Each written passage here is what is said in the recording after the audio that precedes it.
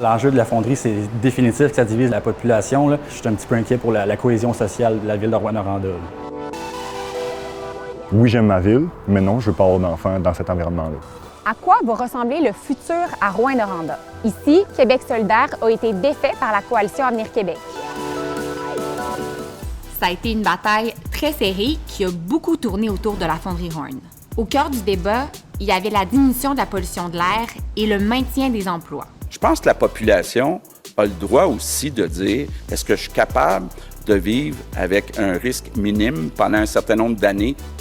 Je suis allée sur les campus étudiants et j'ai parlé à des jeunes qui sont inquiets pour la suite des choses.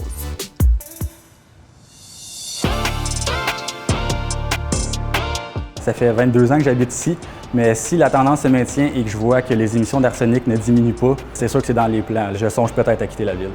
Je suis inquiet pour le futur de ma ville parce que si on n'est pas capable de nous dire que ce qui est le plus important, c'est la santé de la population au complet de Rouyn-Noranda, bien moi, je pense pas que ça me tente de vivre ici. Je suis un gars d'ici, j'adore ma ville. Je suis parti 5 ans pour les études, puis je viens de revenir. Puis moi, je planifie avoir une famille ici. Honnêtement, j'ai pas le goût d'avoir des enfants. Je sais qu'ils ont des risques de malformation, ils ont des risques pour leur santé. C'est pas super attirant puis intéressant d'élever une famille quand tu sais que l'heure dans ta ville est pas peu, puis ça peut amener des maladies, plein de problèmes de santé. Fait que c'est sûr que je serais plus poussée à partir vers une autre ville où je sais que justement, il n'y a pas une grosse fonderie qui déverse plein de produits chimiques dans ta ville.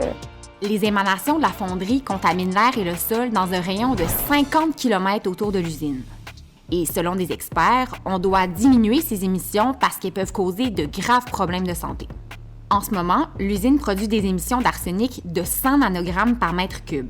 Pendant la campagne, QS s'engageait à ce que l'usine se conforme à 3 nanogrammes. C'est la norme québécoise. La CAQ dit que c'est impossible sans perturber l'activité économique et propose plutôt d'abaisser à 15 nanogrammes d'ici les 5 prochaines années. Quand la santé publique dit c'est un niveau acceptable à 15 nanogrammes, bien, personnellement, ça me satisferait. Par contre, c'est pas à moi de prendre la décision, c'est aux citoyens de Rouyn-Noranda. Dès son élection, le nouveau député de la CAQ a promis que la qualité de l'air allait être un dossier prioritaire. Son premier défi. Les jeunes à qui on a parlé sont prêts à laisser la chance aux coureurs, mais ils veulent des preuves concrètes de la baisse des émissions d'arsenic. Moi, pour me rassurer, il faudrait qu'on montre que la santé, c'est la priorité numéro 1. Il faudrait qu'on ferme la fonderie puis qu'on dise que tu peux seulement réouvrir au moment où tu es capable de respecter la norme environnementale de 3 nanogrammes.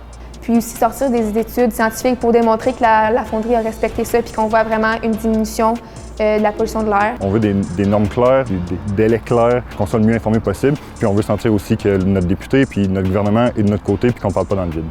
J'ai des connaissances dans les deux côtés, d'autres qui veulent faire respecter les normes, puis d'autres qui veulent que la fonderie continue comme ça parce qu'elle veut pas, elle fournit beaucoup d'emplois directement et indirectement. C'est un débat qui divise beaucoup, mais sur le fond, je pense qu'on veut tout la même chose. On veut la meilleure qualité de l'air possible avec la fonderie qui nous aide aussi.